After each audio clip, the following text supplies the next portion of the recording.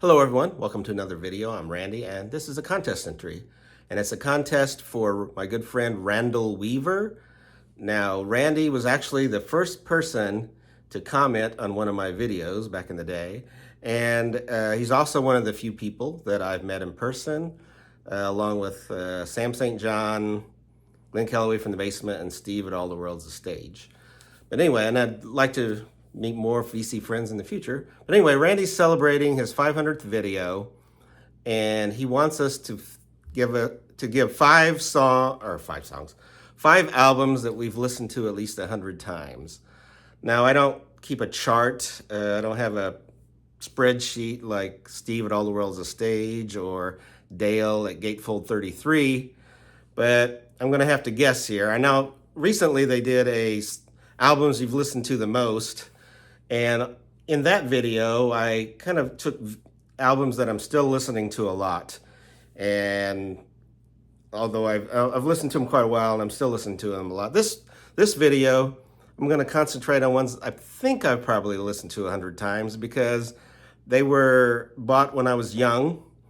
And back then you didn't have as many albums, so you listened to them more often.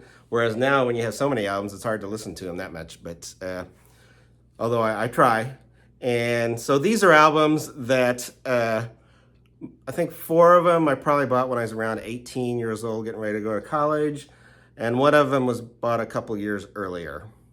Now, most of these, unfortunately, I don't listen to as much anymore. I've kind of moved on to other genres or other bands that I like, or artists I like more.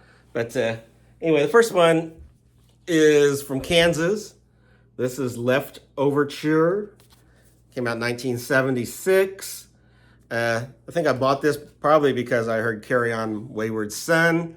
And I never did buy another one of their albums. A friend of mine had Mask, the album that came right before this. And then he also had Point of No Return, the album that came right after this. So I guess I never felt the need, but now I do have those 2 albums because he gifted me those 2 albums with his collection. But yeah, Kansas Left Overture is one of them. Right. Another one is the Boston debut. Almost no need to listen to it now because if you turn on classic rock radio, you're going to hear some songs from this. This is almost like a greatest hits because every song on here got played on the radio.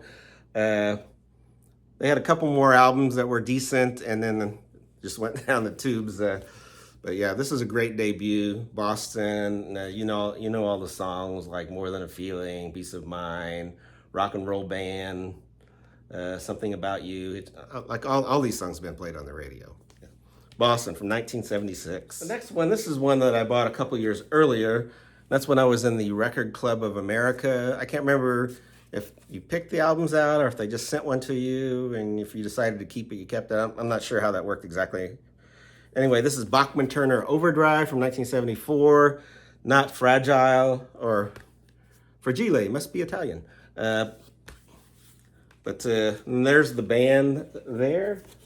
And there's Robbie Bachman on drums. He actually happens to have the same birthday as I do, although he did pass away last year.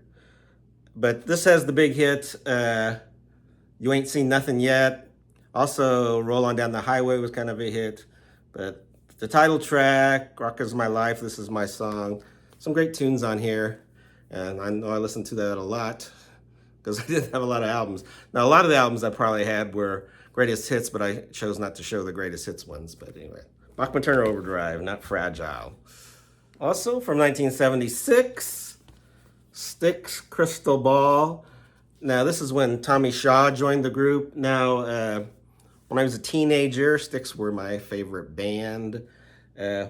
Funny thing is, I remember being in college, and this one guy used to pop into my dorm room and say, Styx sucks. And I used to pop into his dorm room and say, Elvis Costello sucks.